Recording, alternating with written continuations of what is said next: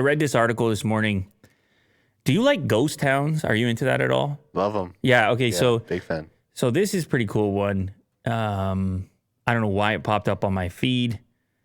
It's a ghost town that somebody bought and has maintained from the 80s. So it's with the idea that eventually you would attract tourists to stay in the ghost town. Right. That you could go here on vacation, essentially, to experience life in the 1980s. Okay. Well, life as it would have been in this town in the 1980s. It's in the wilderness of British Columbia, 2-hour drive from any town. That's where this ghost town lives currently. Well, doesn't live very much. It was built for $50 million in 1981, only to be shut down 1 year later. Now, they had a community center, curling rink, grocery store, a pub. There was a mall, a pool. Medical equipment is still there. The hospital is still there. Children's toys are still in the daycare. It's called Kit Salt.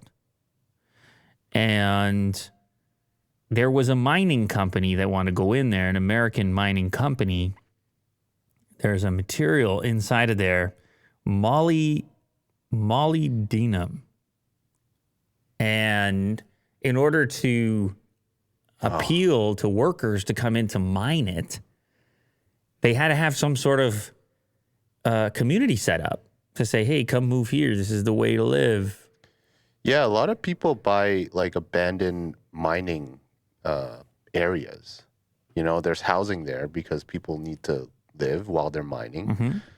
So, but yeah, now, I can totally see it. But nowadays what happens is they know it's going to be temporary and they only bring in temporary structures with the intent of taking them down after the mining is complete.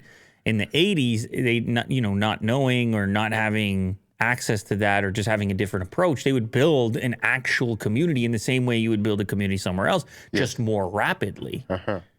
And that's kind of what happened here. But what you end up with is a museum, essentially a time capsule where you can visit a small Canadian town from 1980. Very liminal. Of course. Look at the Sears, man. Look at the mall. Never stepped in. Some of these, apparently there was a newspaper. Okay, so there's a newspaper at the time, and the front page of the newspaper was talking about the opening of the mall.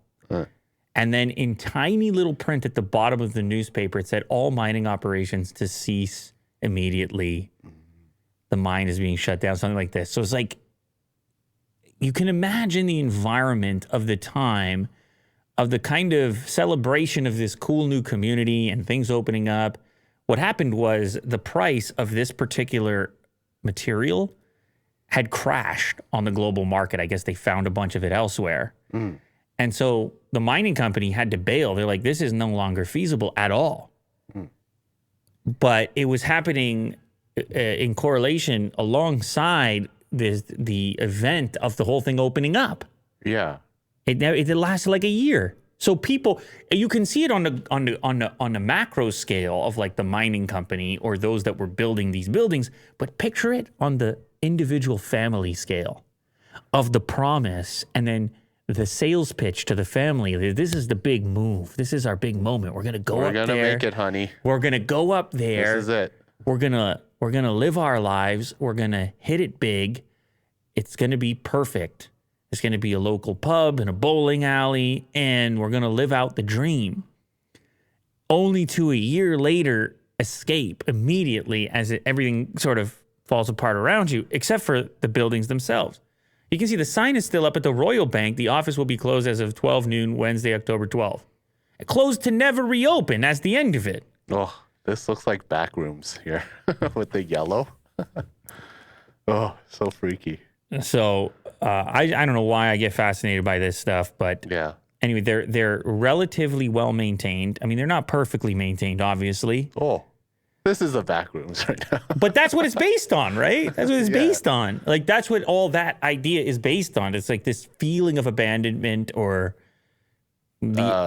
supposed optimism in the past. Yeah, and because you can almost like smell the dreams of the time. You can almost feel the promise of what could have been but wasn't. the schools and the gymnasiums and so forth. Yeah. There's actually, if you click there on the last photo from 1983 right there, we had the last drink in the Maple Leaf pub. That was the bar, and everyone signed it that was there before they left the town for good and to never come back. And that was October 1st, 1983. So it almost feels like fiction, sort of. It almost feels too dramatic for regular lives. Yeah, very bittersweet. Right. I mean, this guy, whoever bought it, will revive it, right? Hopefully. Well, he doesn't know what to do with it, actually. Oh. It's there's speculation about the future. Obviously wants to preserve it to a certain extent, spends a lot of money to preserve it.